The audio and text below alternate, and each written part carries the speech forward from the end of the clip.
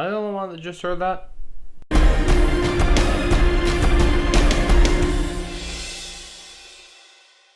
The Empty Man was directed by David Pryor and stars James Badge Dale, Myron Ireland, and Stephen Root, and follows an ex-cop who, on the hunt for a missing girl, stumbles upon this group who are trying to summon a terrifying supernatural entity known as the Empty Man.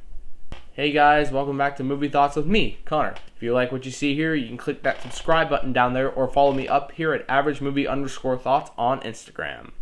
So this film has had no buzz around it. The trailer dropped last Friday.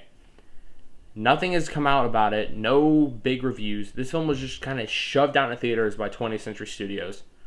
And the really funny part about this is when the film started and the company logos go, it said 20th Century Fox. So I'm just sitting here going, oh, this is how little they cared about shoving this movie out in the theaters.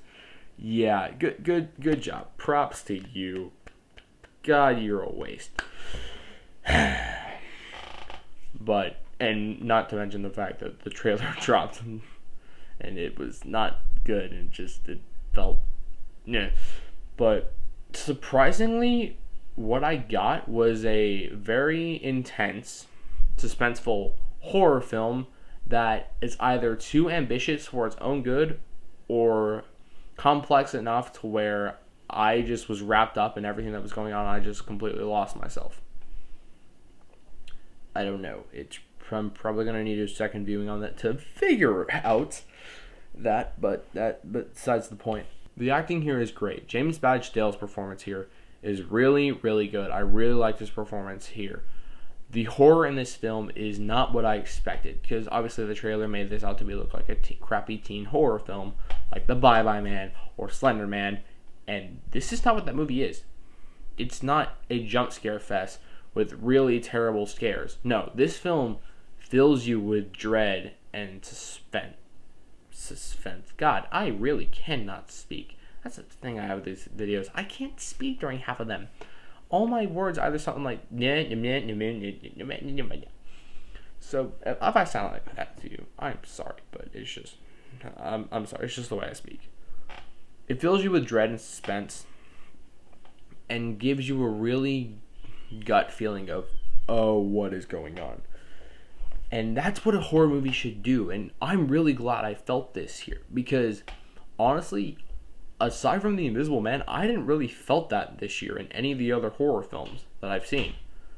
So that was really refreshing. The prologue here in this movie is one of the best parts of this movie. It's 15 minutes long in a 2-hour and 17-minute movie, but we'll get to that in a second. And it's interesting because you don't really see a prologue go that long in a movie like this. It's usually like 5 minutes. It's like, oh, next. But it doesn't. It keeps on these people that are hiking, and they run into what is known as the Empty Man, and what follows is a very intense and creepy experience before it leads into the main segue of the movie. And this movie's 2 hours and 17 minutes long. I felt that in a couple moments, but overall, I think the pacing was done pretty well. David Pryor has had really no credits to his name.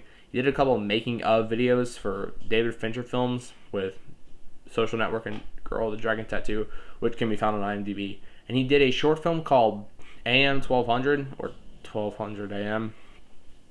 And according to IMDb, that was well received. So I'm sitting here going, so first-time director, first-time writer, what is this movie going to be?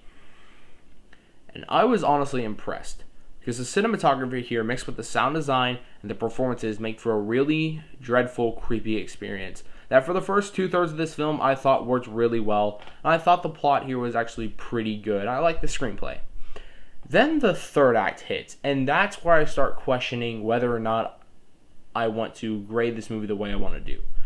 So the third act here, I don't know whether to consider this overly ambitious or just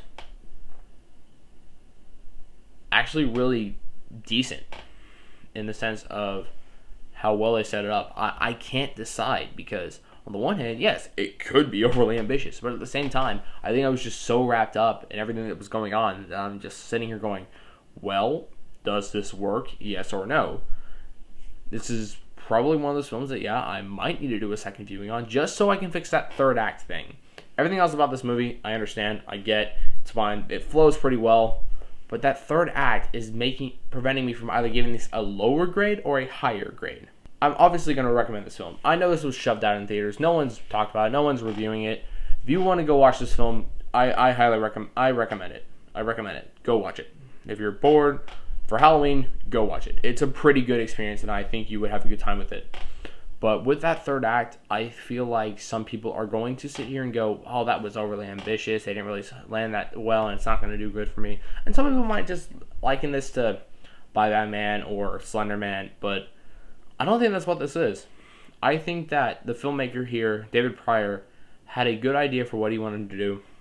And while it doesn't land completely well by the end of the movie, it is a very interesting experience that left me feeling satisfied, but at the same time, feeling like I think I am missing something here that I probably should go back and watch so that way I understand it better and know whether or not to actually give this a pretty positive grade or give it lower.